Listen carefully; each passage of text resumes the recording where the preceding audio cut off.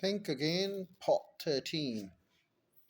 Her confidence led Greenspan to prosecute the friend who warned him against investing, deeming the friend guilty of knee jerk cynicism. Greenspan was in politician mode when he let his desire for approval away when Greenspan was in politician mode when he let his desire for approval sway him towards a yes. The financial advisor was a family friend whom he liked and wanted to please. Any of us could have fallen into these traps.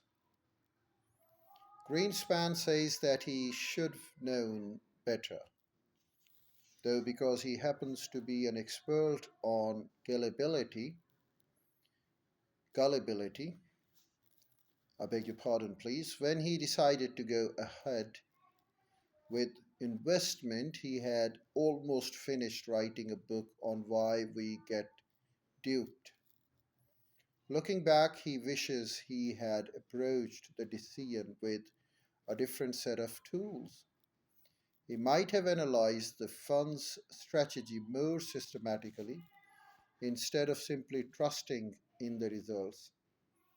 He could have sought out more perspectives from the credible sources. He would He would have experimented with investing smaller amounts over a long period of time before gambling so much of his life saving.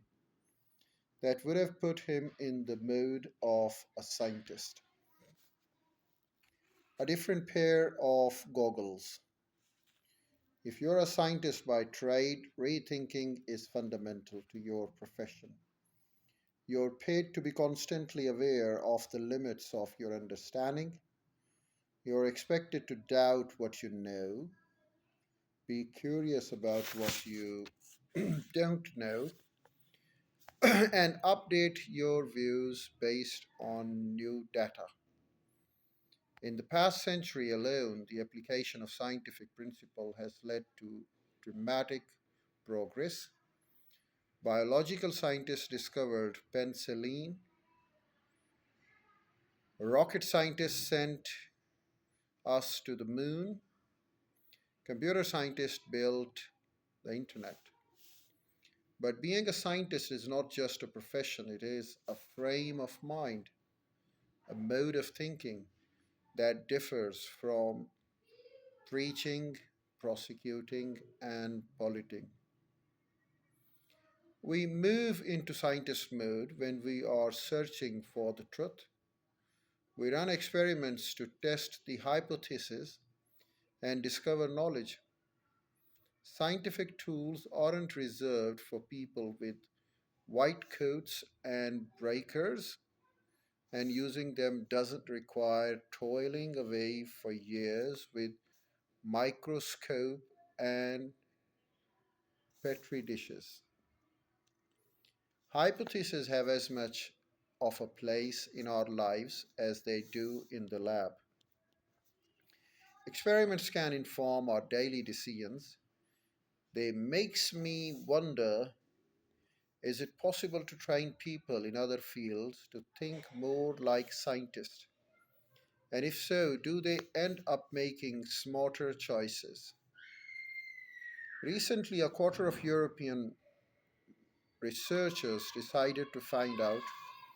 They ran a bold experiment with more than 100 founders of Italian startups in technology, retail furniture, food, healthcare, layer, and machinery. While most of the founders' business had yet to bring in any revenue, making it an ideal setting to investigate how teaching scientific thinking would influence the booming line. The entrepreneurs arrived in Milan for training program in entrepreneurship. Over the course of 4 months, they learned to create a business strategy, interview customers, build a minimum viable product, and then refine a prototype.